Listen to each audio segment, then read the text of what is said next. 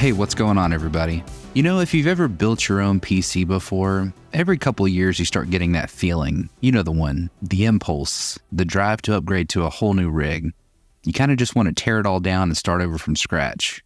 Well, it's been a few years since my last upgrade, so I finally gave in to that temptation this year. Now, my current PC wasn't exactly huge, but it was starting to show its age and that it couldn't fit more modern graphics cards.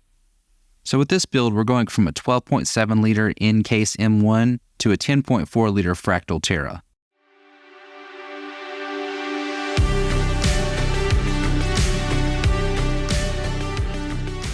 So for the rest of the parts, we're going with an AMD Ryzen 7 7800X 3D CPU paired with a Gigabyte B650i Aorus Ultra Mini ITX motherboard, 32 gigabytes of DDR5 RAM, a Shuriken 2 CPU cooler, a 2TB Samsung 980 Pro for storage, a Cooler Master 850W SFX power supply, and an NVIDIA RTX 4080 GPU.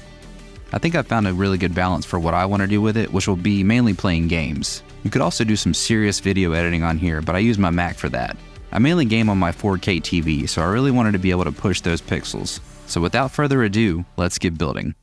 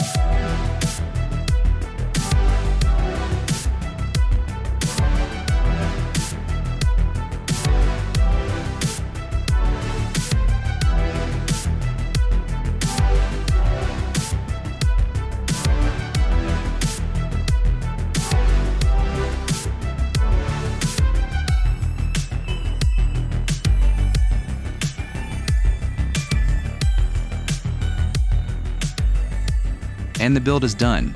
It was pretty straightforward for the most part, but small form factor PCs always throw a few things at you when building.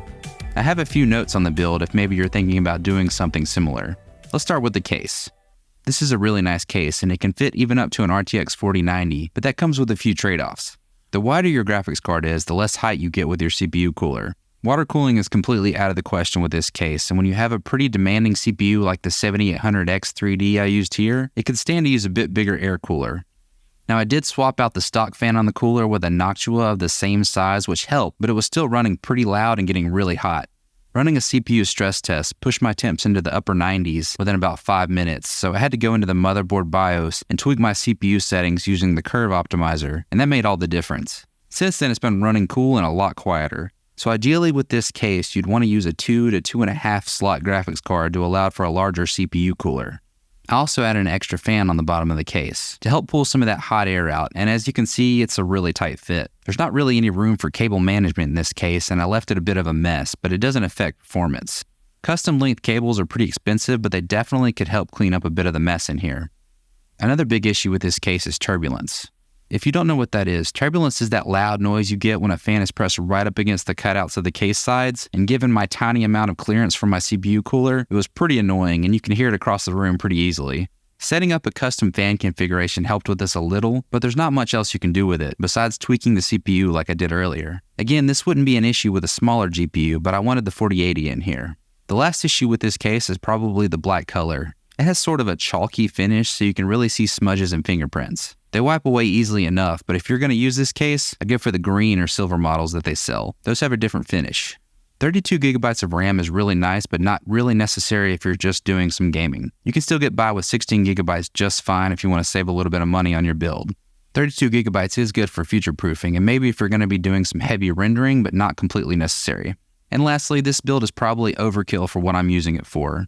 I'm able to play pretty much any modern game at 4K with all settings maxed out, and this thing doesn't even break a sweat. With NVIDIA DLSS and AMD FSR, you could probably still get some really great frame rates on modern games and save a lot of money in the process by picking up a 4070 or even a 3080 from last gen.